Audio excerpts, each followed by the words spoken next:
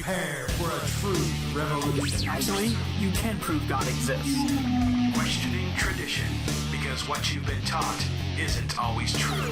The truth will set you. This is where faith and reason coexist. They meet, they mingle. It is Truth Revolution. I am Dave, and with me is Pastor Jeff of Revolution Church. That's right. You ever heard of ChristianMingle.com? I have. Maybe we should make a website called, like, faithandreasonmingle.com. I don't see that working out. It doesn't really. No, Yeah, that doesn't work. Christians and scientists can get on great. ChristianBrainMingle.com. No. Yeah, okay. Okay, so we're gonna talk. We got a special guest with us today who's gonna make a lot more sense than I just did. We're talking about abortion. We're talking about Planned Parenthood, but we're gonna do this in a way that is reasonable, rational, and not crazy and psychotic. There you go. Have you been on social media much at all? Well, who isn't? Yeah, I mean, basically you get one side or the other, which one side is just completely everything about Planned Parenthood is evil all the time, Right. or you get other people saying, Planned Parenthood's the best thing since sliced bread, and Right. they love women and no one else does. And what we're going to do is say, okay, look, what's actually happened? Right.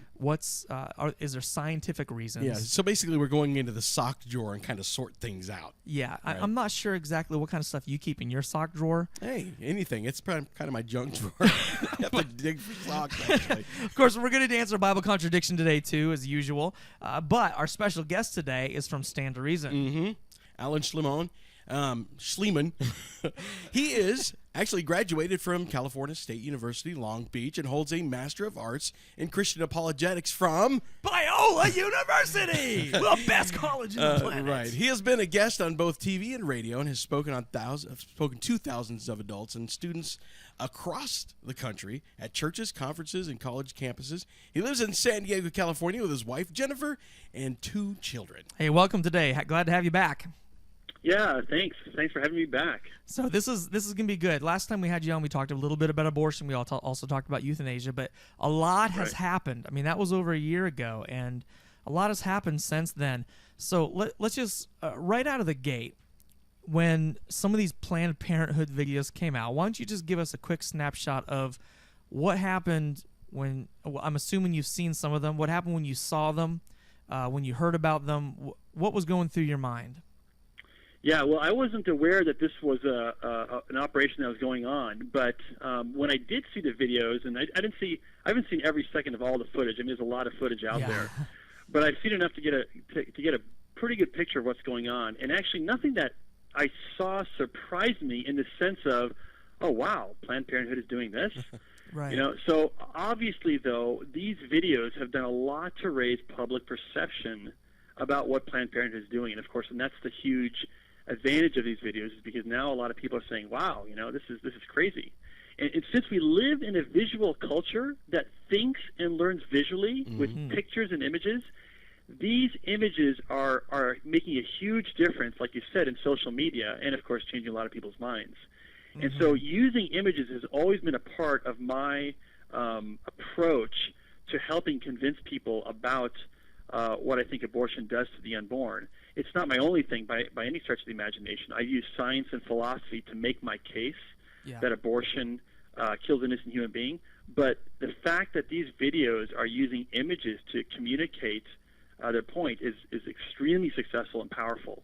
Yeah, and the video thing is so strong in our culture. Right. It's in some ways, and we're going to ask you to kind of prove that abortion is actually wrong scientifically, that we can and philosophically. So we're going to throw some hard questions at you today. So if there's someone listening going, oh great, it's just going to be a rant, we're going to actually get to this. We're going to push his buttons a little bit, but in some ways, these videos correspond to the book Uncle Tom's Cabin. I mean, when that book came out, there were people who were disgusted. That how could slavery do this? How could someone write a book like this? But it piqued people's awareness. It kind of disgusted them in a way that they'd never been disgusted before. In some ways, that's a similar thing with this video. It's not just there to produce shock and awe, but it's raising people's awareness in a way that's never happened before. Yeah, I mean, I've always said, look, if abortion entailed school teachers taking like a toddler out to the edge of the recess, to the edge of the park at recess, and shooting them through the head, a lot more people would take notice. Right. Yeah. But the fact is that abortion is done quietly in medical clinics and hospitals and places where nobody sees, out of sight. And so for the most part, this thing happens at a rate, by the way, of 2,899 times every single day in America alone. Wow. And as a result of that, nobody's aware of it, and so nobody thinks about it. So that's what these videos have done, is raise the awareness to the average person, to a lot of people who have been sort of pro-life in just simply their philosophy. Now it's kind of made them think, wow, I want to be pro-life in action. I want to do something to stop the killing. And that's exactly what I want them to think, because I'm about training pro-lifers to not just be pro-life in their attitude, but be pro-life also in their action. Okay, now a lot of people who might be listening go, wait a minute, if it was the same thing as shooting a toddler in the head, but it's not the same thing. That's a totally unfair. I mean, what would be your response? I mean, if they're saying this, it's not the same as shooting someone in the head. Yeah, well, actually, I'm glad that somebody would raise that objection, partly because I think the most important question that needs to be answered in the entire abortion discussion is, what is the unborn? In fact, we spend a whole portion of our training trying to teach people how to make that the key question, because that's really, at the bottom line, kind of what resolves this entire debate. Is the unborn a human being just like you and me, or is it a blob of tissue or something else, and therefore, we can go ahead and destroy it or kill it? Okay. And so I agree that is the key question that needs to be asked: what is the unborn?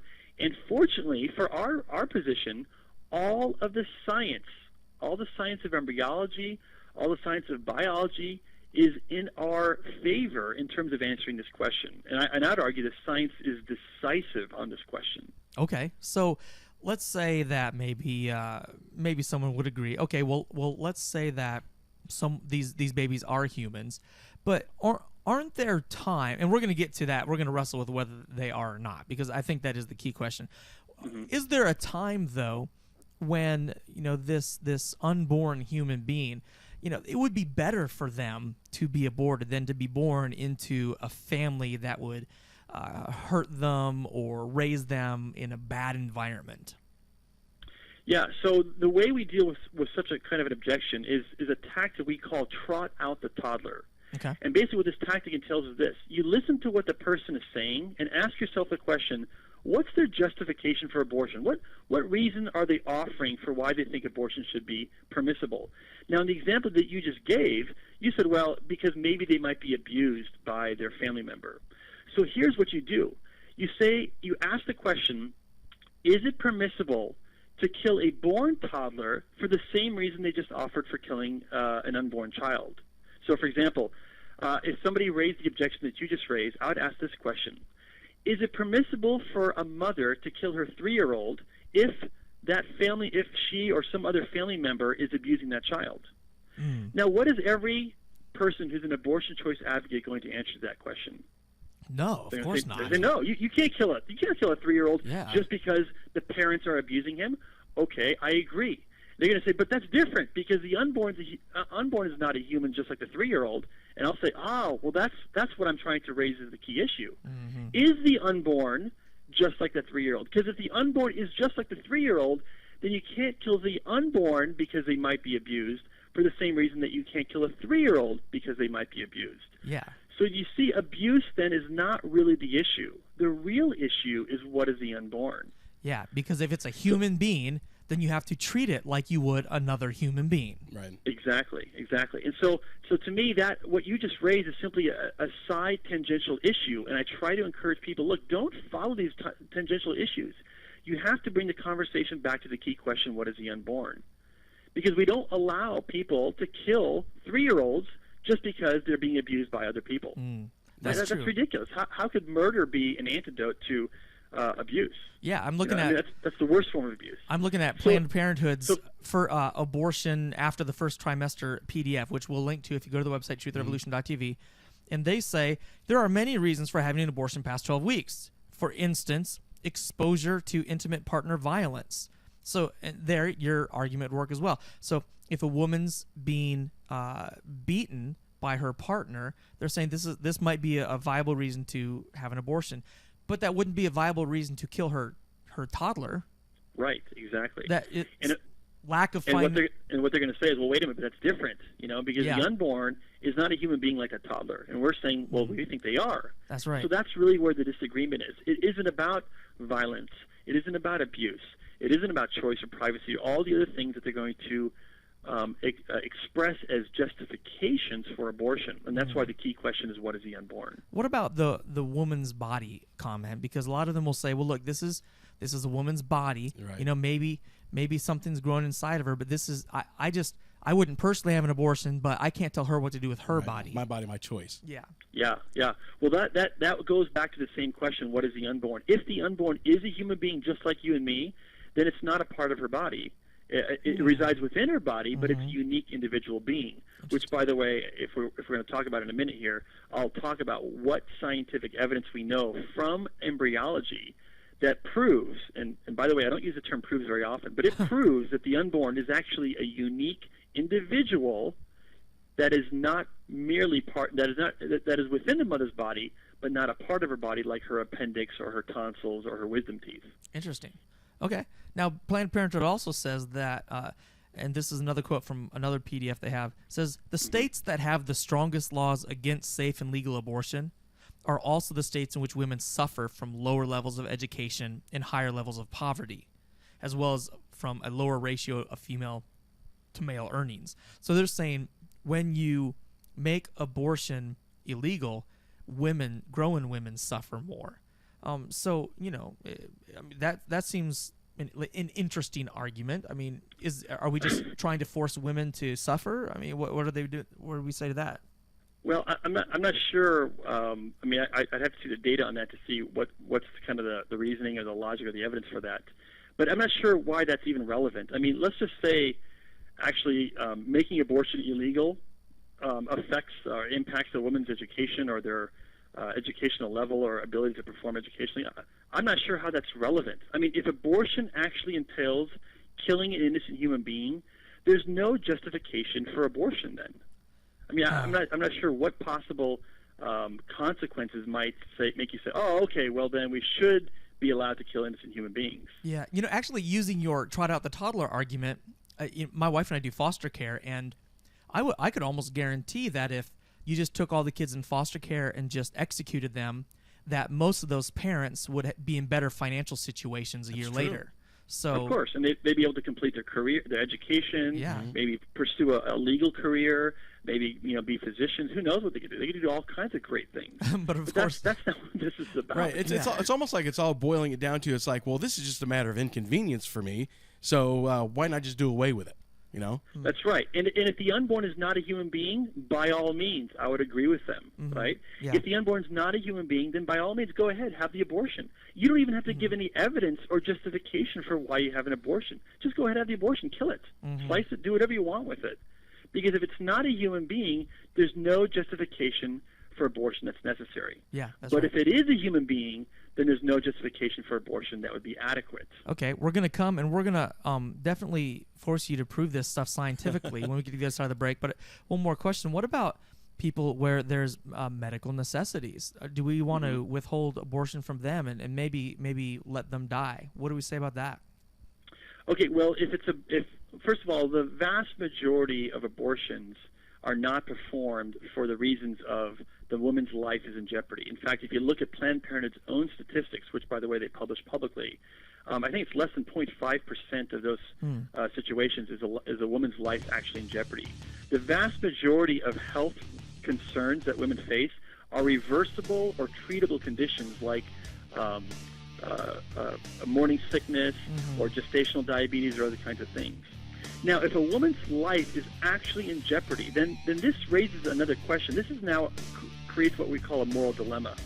Right. Now, a moral dilemma is a unique kind of situation where now we have to ask the question, what are we going to do? But here's my view on the situation where the woman's life is in jeopardy. In this case, let's just say, for example, a woman is facing an ectopic pregnancy where the child is actually growing in the fallopian tube or somewhere else where the mother's body can't actually gestate that human being. And before you answer that, we're going to have to run to a break. So we're going to be right back. What happens if the mother's life is actually in danger? What do we do then? We're going to be right back, and then he's going to have to prove to us scientifically that these fetuses are humans. We'll be right back. TruthRevolution.tv. Truth Revolution. And we're back. Yes. We're talking about abortion today and Planned Parenthood and stuff like that and all the fallout from that. We're talking with Alan Schliemann about what it is that makes this so wrong. Is it morally wrong? Is it legally wrong? What's the deal?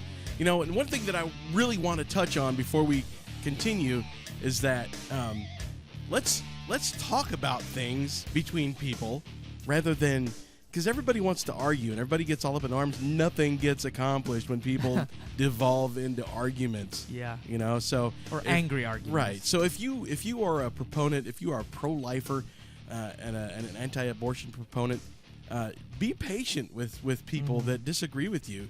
You know, and that's the only way that you're going to be able to change somebody's mind is through patience. Yeah, absolutely. I mean, like Ephesians 5 says, we are to love people just like Christ did, which is we're supposed to sacrifice ourselves. We're supposed to love them even when it's not rational. So, yeah, we as Christians, we need to conquer this with love, not with Amen. hate. So, all right, let's go back to Alan. So we're talking about like tubal pregnancies or ectopic pregnancies. And, what then? Yeah, so in that case, I would argue that it'd be morally permissible to take the life of the unborn child at that point in order to save the life of the mother. And now, this view is not inconsistent with the pro-life position, and let me explain why. I believe it is better that one should live, the mother, than two should die, both mother and child. And in the case of an ectopic pregnancy, the child is going to die no matter what. No matter what. No matter what, the child cannot survive inside the fallopian tube of the mother or in the abdominal cavity or wherever else it's growing. And so the child's going to die no matter what. The only question then becomes, do we allow the death of that child to also cause an infection or a rupture inside the mother that also takes the life of the mother? Mm-hmm. And this is why I say, I think in that situation, the greater good is that one should live, the mother, than if we did nothing and allowed both the mother and the child to die. Yeah. Okay. And so in this case, we're not taking the life of the child. I mean, we are taking the life of the child in order to save the life of the mother, but it's because we recognize the child's going to die no matter what. It's only a matter of whether we now also allow the mother to die. That's right. And actually, this is a personal issue for me. My wife and I actually faced a tubal pregnancy earlier this year, and so we really had no choice at that point. But it's interesting because the language we use might help people understand. We're not against, quote, abortion in every case. We're against elective abortion. Right. The type of abortion where it's not necessary to end someone's life, but we choose to end a life anyway. But now to the question, how do we know this is a human life? And so let's talk about it, Alan. I mean, a lot of people say that this is a fetus. This is a group of cells. But why do you say it is not just a group of cells? It's much more than that. Well, that's because the science of embryology is decisive on the question, what is the unborn? And in fact, what I usually do is I show that the science of embryology proves three things about the unborn. One, that it's alive, it's a living being. Two, that it's a distinct individual being. And three, that it's a human type of being, not a potential human or some other type of being. And so if you can show from the science of embryology that those three things are true about the unborn, that it's alive, distinct, and it's a human type of being, then I would argue you can show that the unborn is a human being. Okay. So, for example, take the first one. Is the unborn a living being? Well, this is perhaps the least controversial. When biologists want to know whether something's alive, they basically ask and look for three criteria. Does it grow? Does it respond to stimuli? And does it metabolize nutrients and convert it to energy? And it turns out the unborn does all three things. And so this is why we know the unborn is a living being. Okay, so it's alive. So that's the most obvious one. Sure. But then the question becomes, is this living thing simply a part of the mother's body, like her appendix or her tonsils or her teeth, or is it a unique individual? And we have many good reasons why we know that the unborn is actually a separate being. For example, its fingerprints are different. The unborn's fingerprints actually begin to develop in the womb. And, of course, fingerprints distinguish between different people. And so the fingerprints of the unborn are different than the fingerprints of the mother. The DNA, or the genetic fingerprint of the unborn, is also different than the mother. The unborn has its own blood circulatory system, its own heart, its own heartbeat pattern. In fact, what's interesting about this is that the mother's blood and the unborn's blood comes very close together in the placenta, but they never mix. Interesting. And here's what's interesting. If there's ever a problem in the placenta where the blood of the mother and the blood of the unborn was to mix, the mother's body would mount an immune response against the unborn's body. Really? Because it perceives the unborn's body as a foreign entity. Huh.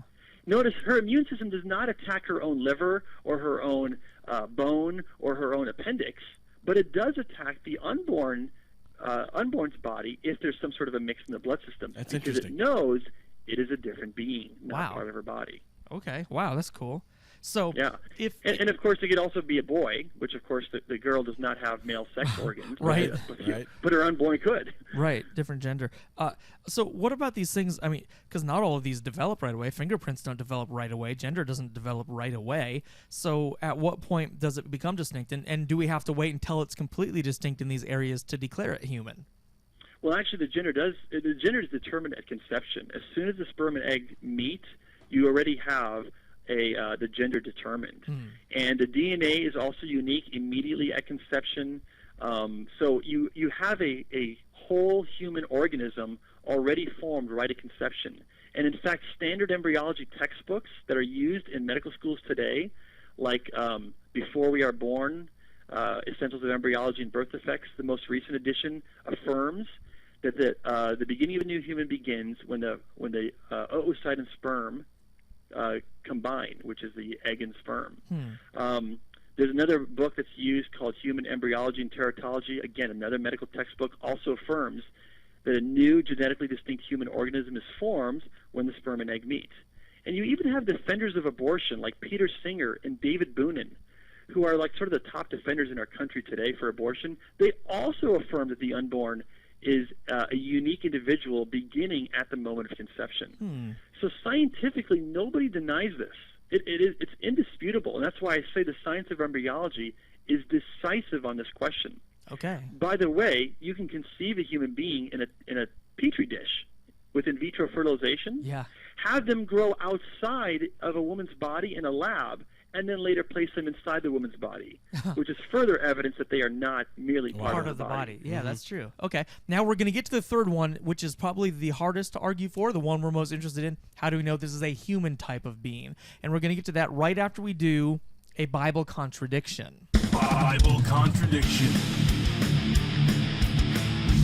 All right, today's Bible contradiction brought to you by evilbible.com. Okay. In one part of the Bible, it says robbery is forbidden. Robbery's forbidden. Yeah, Leviticus 19:13. Okay. Says do not defraud or rob your neighbor.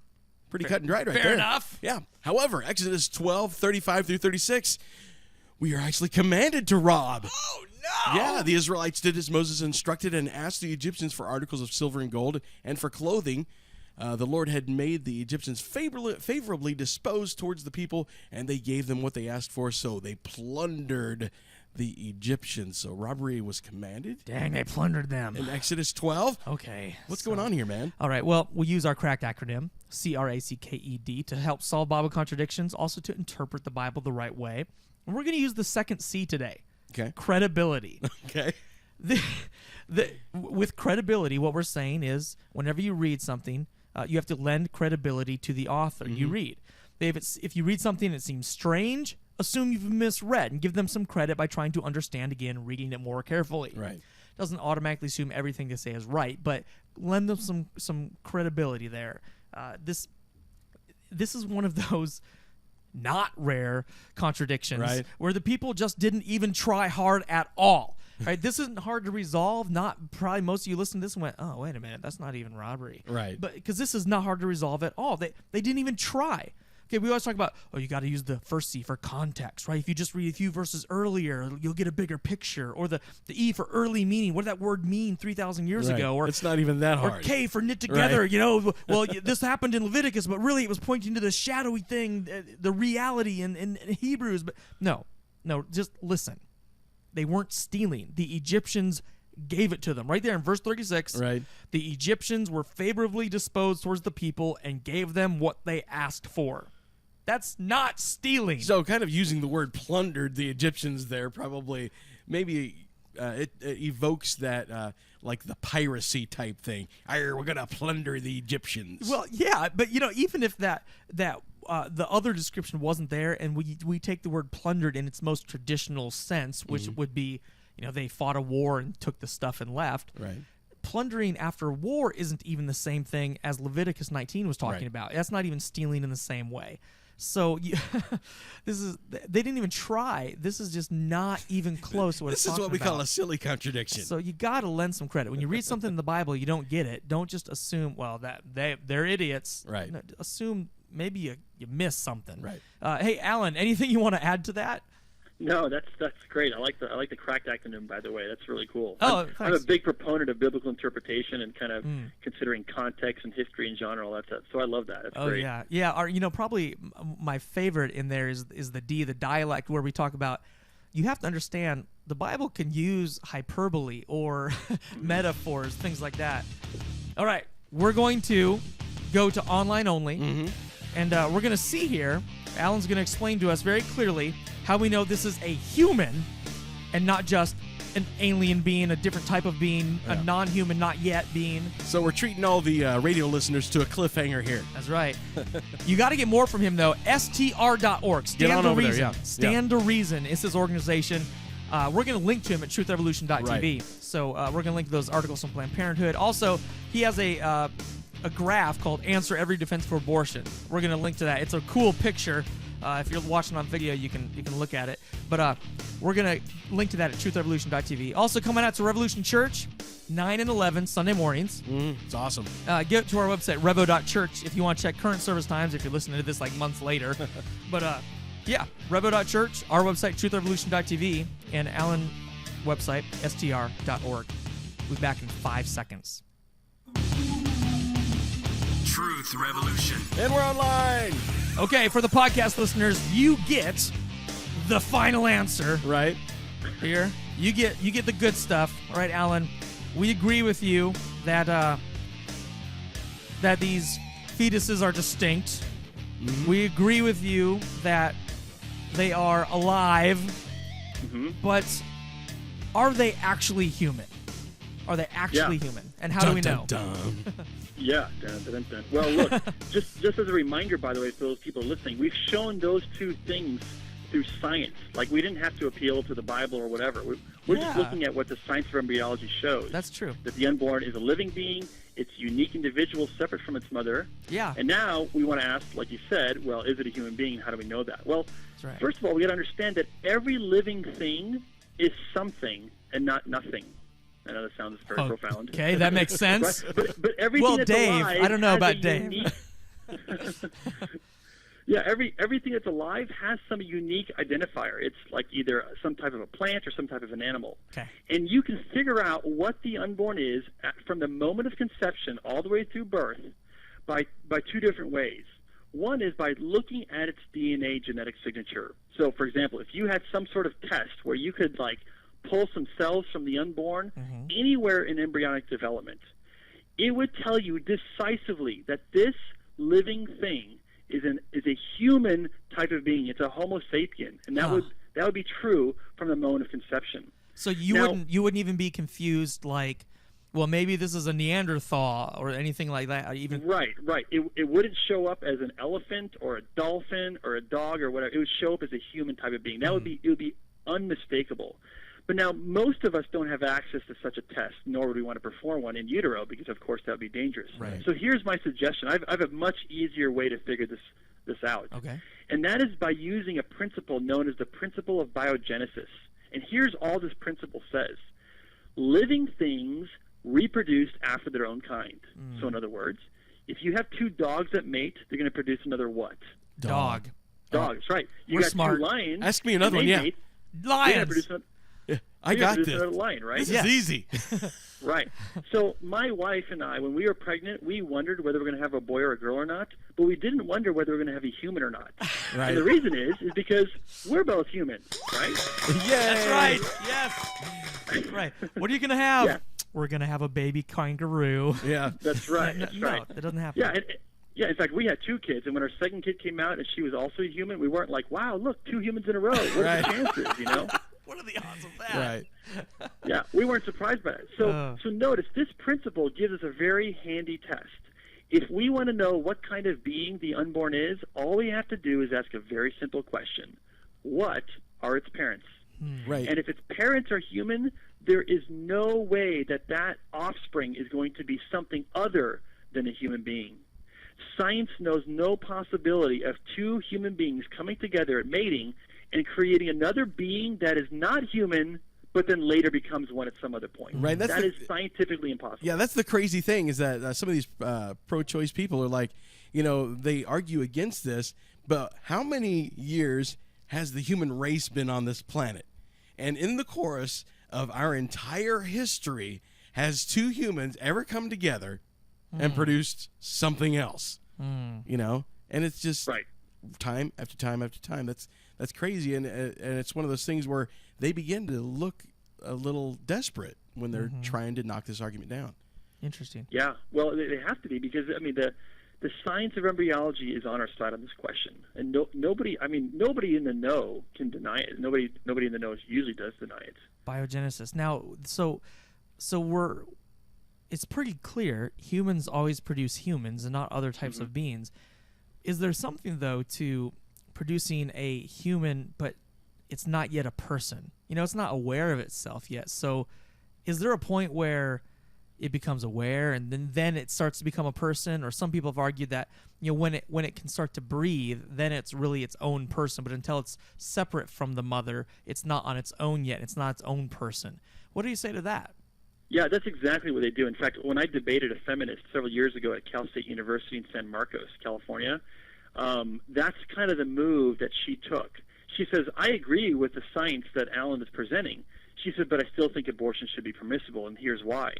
She basically said, like you're kind of suggesting, that there's some difference between a human being and a human person. In other words, yeah, the unborn are human beings, but they're not persons. Maybe they're not aware of themselves. Maybe they can't breathe. They're in the womb, and that makes them different. And so they're making this human being, human person distinction. Now, anytime anyone makes this distinction, the most obvious question you want to ask then is, well, what's the difference? What's the difference between a human being and a human person? And they have to give an answer to that question because they've just made the incredible claim that there exists a group of human beings out there that we can kill with impunity simply because they're not persons. Right. We've That's heard a that. pretty bold claim. Well, we've Yeah. heard that Right. type of claim before. Right, yeah. right. So their answer, they're going to offer a various number of qualities or characteristics that they think distinguishes a human being from a human person, kind of like what you were suggesting. Okay. And you can remember all of them with the acronym SLED, or we call this, in fact, the SLED test, S-L-E-D. Okay. So S stands for size, L stands for level of development, E stands for environment, and D stands for degree of dependency. Okay. So these are the 4 ways in which a born human being differs from the unborn. But as I'll show you, none of these 4 differences are significant to justify disqualifying the unborn from being a person like you and me. Okay.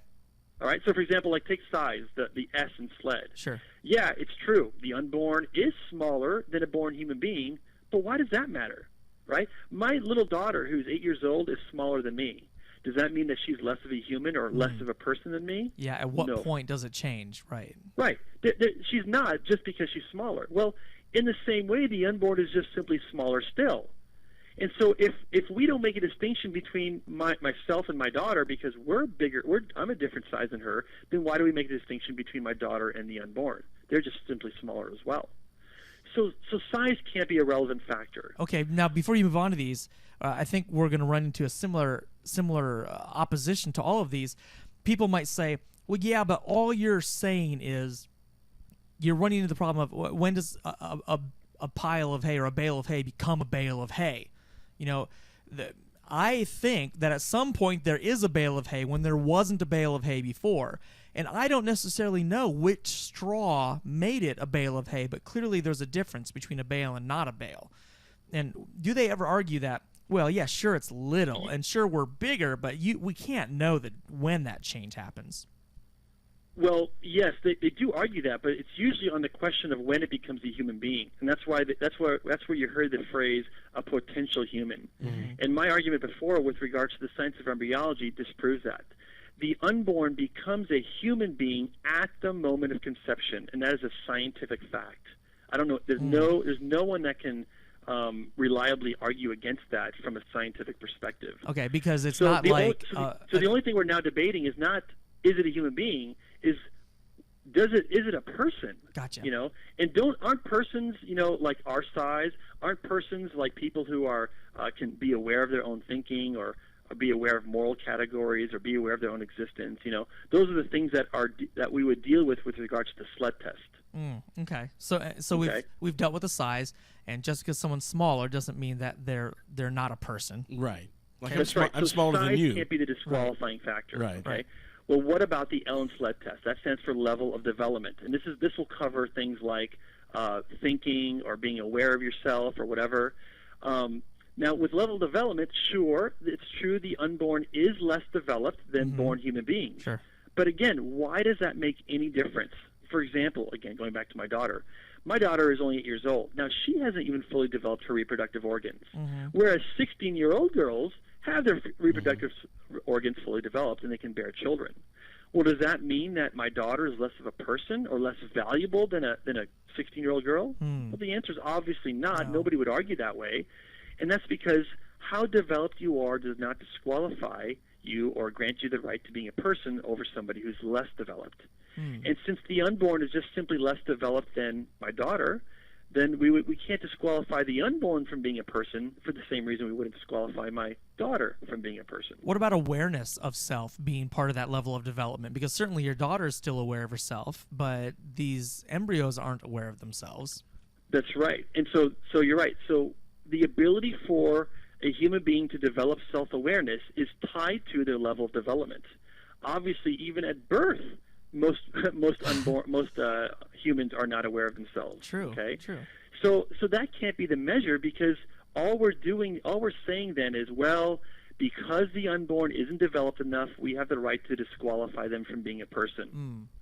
And so again, that goes back to the whole level development issue. But which is, look, we don't disqualify human beings just because they're less developed, just because they can't function like a grown adult, just because my daughter can't get pregnant.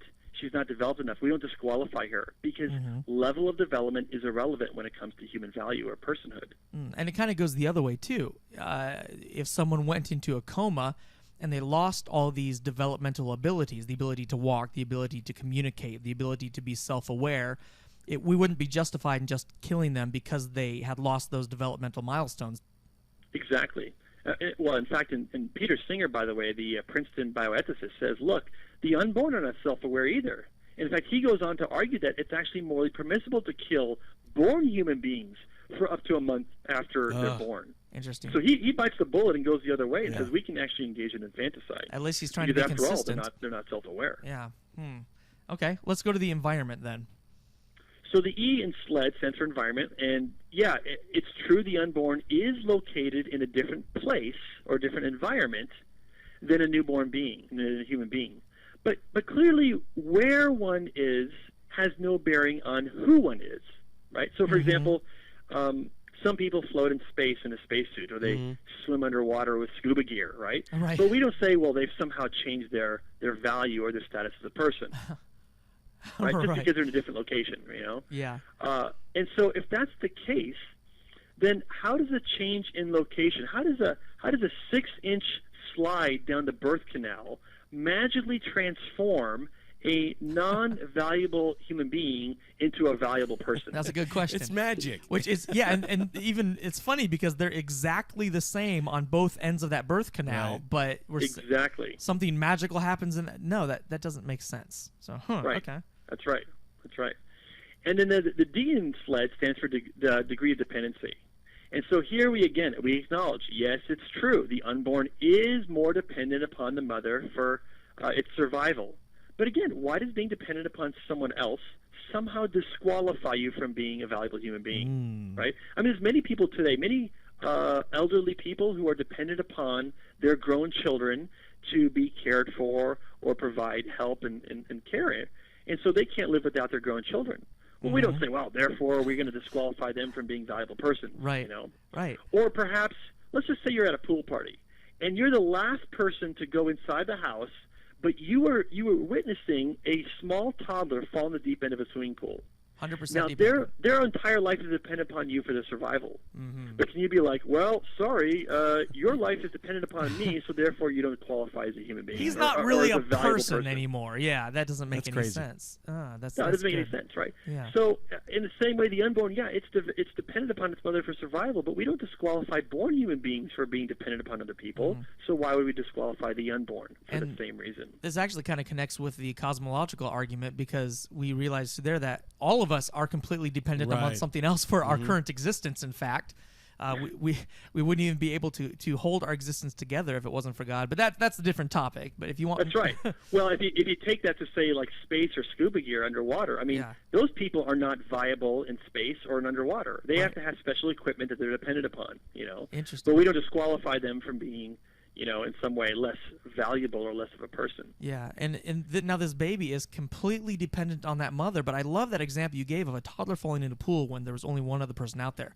They are 100% dependent on that person, and no matter how much of a burden it is to that person, we would say it would be wrong for him to just say, "Look, it's too hard on me to reach in the water right now. It's too hard on me to save that drowning child because it's a human being." Right. We Right, recognize right. that. And so notice this, Jeff and Dave. This is probably the most important thing I think that comes from the SLED test. It turns out then that abortion really is simply a form of unjust discrimination.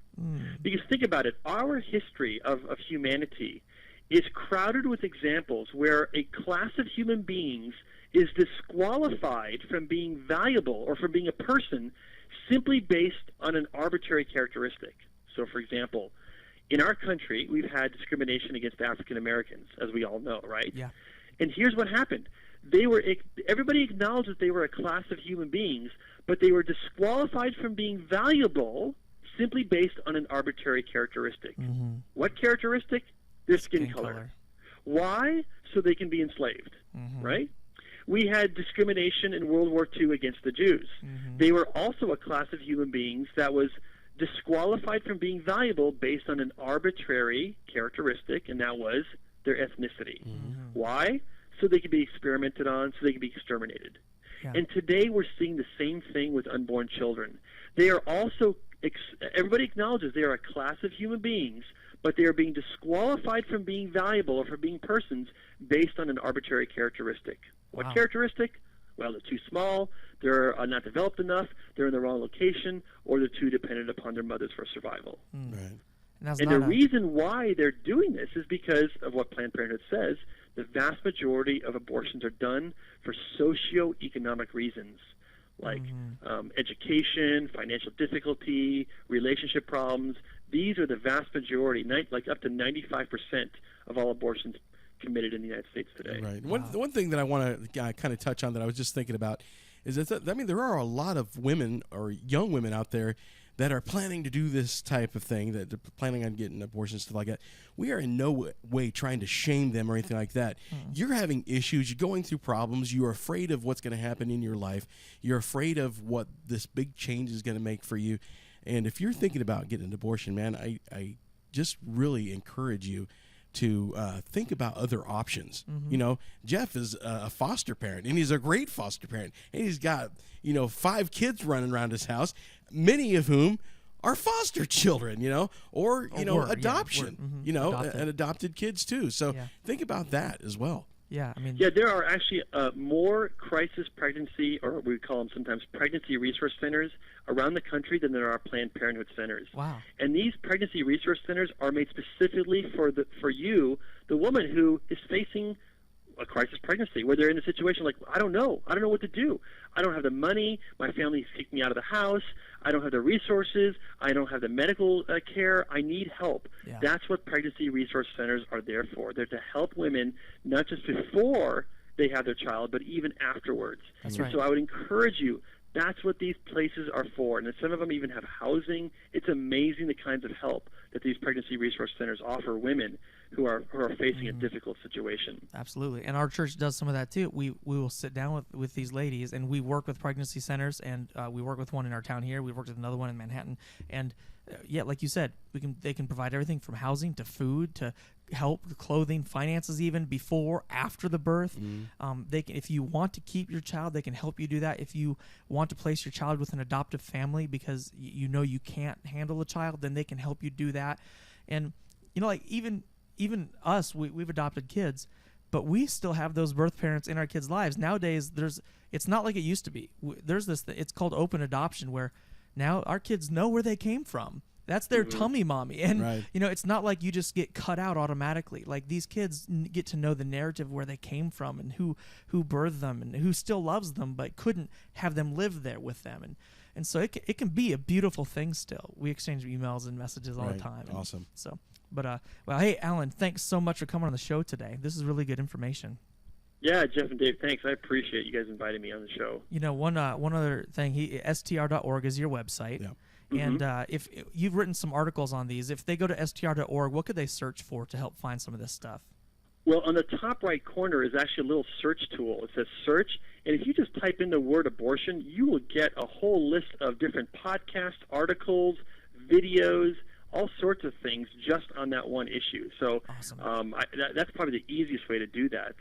Okay, is to get that information. And, of course, we're going to link to them from our website, truthrevolution.tv. And, man, you know, as we close up here, I'm just looking at this SLED test that Alan gave, the size, the level of development, the environment, and the degree of dependency. And it's a good thing that God didn't do away with us because we didn't pass the SLED test. Amen. Because, you know, compared to God, our size is nothing. Compared to God, our level of development is nothing. The environment was completely provided to us by God, and our degree of dependency upon God, total dependence. But God looked at that and said, these aren't people who need to be demolished because they're dependent on me. He said, these are people who I'm going to take care of. Amen. I mean, that's why he sent Jesus, was because we needed something. We needed help. And as a matter of fact, he gave us a perfect environment. And then what did we do? We screwed it up. You know, we sinned. We rejected him. We said, we don't need you. And instead of just rejecting us back, he stepped into earth. Jesus came down, said, I'm going to fix this problem of sin. And, man, for any of us who need forgiveness, for any of us who recognize that we actually need God, he's there.